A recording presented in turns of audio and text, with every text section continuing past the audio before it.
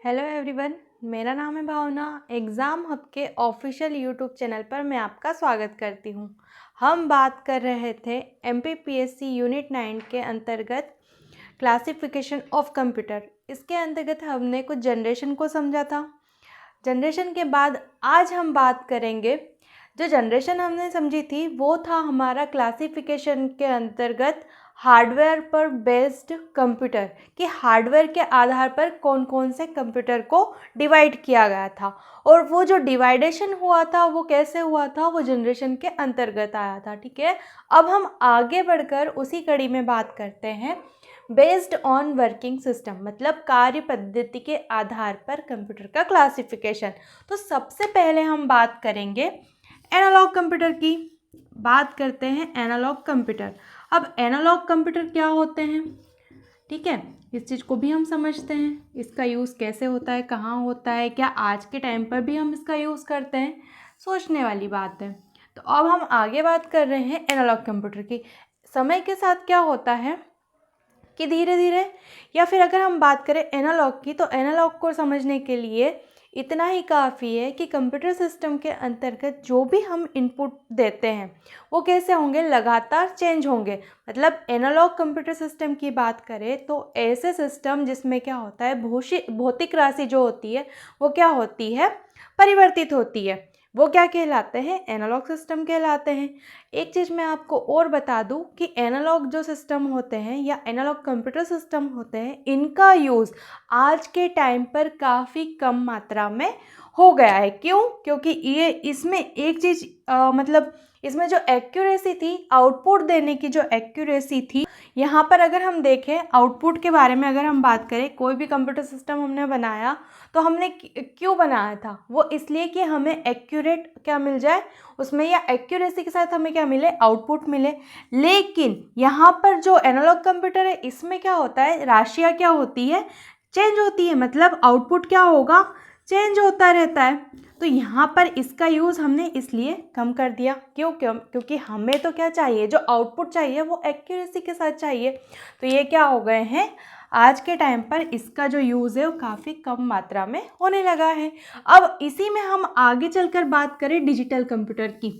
अब digital computer की बात करें तो डिजिटल कंप्यूटर जो है वो क्या है, सेकंड हो जाएगा हमारा डिजिटल कंप्यूटर। जो डिजिटल कंप्यूटर होते हैं वो नाम से ही समझ में आ रहा होगा, ये किस पर बेस्ड होते हैं, 0 और 1 पर। ठीक है, 0 और 1 पर बेस्ड होंगे, यानी या तो आउटपुट पूरा लो मिलेगा या हाई मिलेगा। मतलब जो भी हम इनपुट देते हैं उसमें जो आउटपुट की सिचुएशन होगी वो एक्यूरेट होगी। एक्यूरेट होगी मतलब पूर्ण शुद्धता के साथ हमें यहाँ पर क्या मिलेगा, आउटपुट मिलेगा। और आउटपुट मिलेगा मतलब यहाँ पर हमारा जो ज़्यादा विश्वास हो जाता है वो किस पर हो जाता है, डिजिटल कंप्यूटर पर हो जाता है। ठीक है, और एक चीज़ मैं आपको बता दूं यहाँ पर कि एनालॉग जो कंप्यूटर है इसका यूज़ कहाँ पर होता है, तो वो कहाँ पर होता है, नॉर्मल साधारण घड़ी। ठीक है, साधारण घड़ी की बात करें हम, या फिर स्पीडोमीटर वगैरह की बात करें, टेम्परेचर नापने की बात करें, तो क्या होगा, वहाँ पर हम किसका यूज़ करते हैं, एनालॉग कंप्यूटर का यूज़ करते हैं। ठीक है, अब हम वापस आ जाते हैं हमारे डिजिटल कंप्यूटर पर।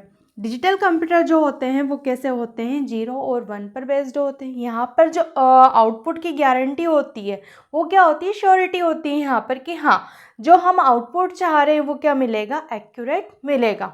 ठीक है, वो चीज़ जो थी यहाँ पर हमारा जो एनालॉग कंप्यूटर है वो हमें ऐसा विश्वास नहीं दिला पा रहा था, इसीलिए अब हमने क्या करा, डिजिटल कंप्यूटर का इस्तेमाल करने लगे।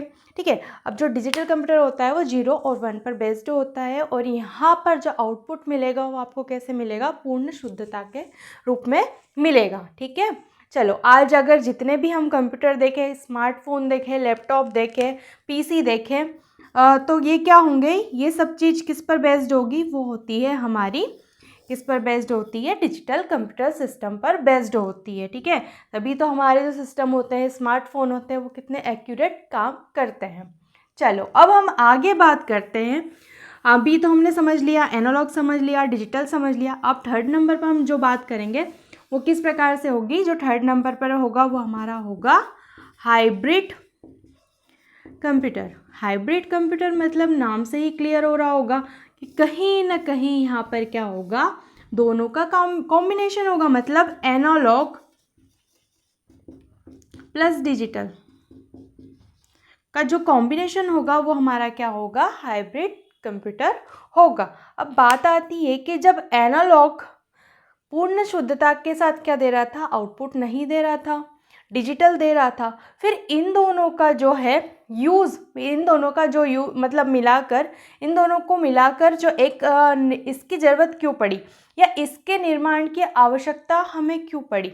ठीक है, तो हाइब्रिड के अंतर्गत मैं आपको एक चीज़ बता दूं कि हाइब्रिड कंप्यूटर की अगर आपसे डेफिनेशन पूछी जाए तो हाइब्रिड कंप्यूटर एक प्रकार का ऐसा कंप्यूटर होता है या फिर एनालॉग या डिजिटल का जो कॉम्बिनेशन होता है वो क्या कहलाता है, वो हमारा कहलाता है हाइब्रिड कंप्यूटर। यहाँ पर आप उसको एक लाइन में ऐसे डिफाइन कर सकते हैं। अब देखते हैं कि इसकी आवश्यकता क्यों पड़ी। कहीं पर हमारे लिए कोई भी अगर चीज़ हमसे ख़राब बनती है तो ऐसा नहीं होता है कि हम उसका यूज़ नहीं करते हैं। ठीक है, तो एनालॉग हमारे लिए यूज़ तो कहीं ना कहीं आ रहा था। ठीक है, हाँ, ये चीज़ ज़्यादा अच्छी है कि डिजिटल कंप्यूटर का हम पूर्ण रूप से यूज़ कर रहे हैं, लेकिन हम एनालॉग को भी नहीं भूल सकते। तो जब हमें ज़रूरत पड़ेगी एनालॉग जैसे सिस्टम की और डिजिटल की भी, तो इन दोनों का जो कॉम्बिनेशन होगा वो भी क्या होगा, एक परफेक्ट कॉम्बिनेशन होगा। इससे क्या निकल कर आ रहा है, हाइब्रिड कंप्यूटर निकल कर आ रहा है। हाइब्रिड कंप्यूटर का यूज़ जनरली हम रेलवेज, हॉस्पिटल्स या फिर अगर हम बात करें अनुसंधान केंद्र वगैरह में हम इसका यूज़ करते हैं, तो ये भी काफ़ी इम्पॉर्टेंट है। ठीक है, चलो आज का ये टॉपिक आपको यहाँ तक क्लियर हो गया होगा। इसके बाद हम क्लासिफिकेशन में आगे बढ़ते हुए कल बात करेंगे साइज पर आधारित और कार्य पर आधारित कंप्यूटर की। आज का यही लेक्चर यहीं पर समाप्त होता है। धन्यवाद।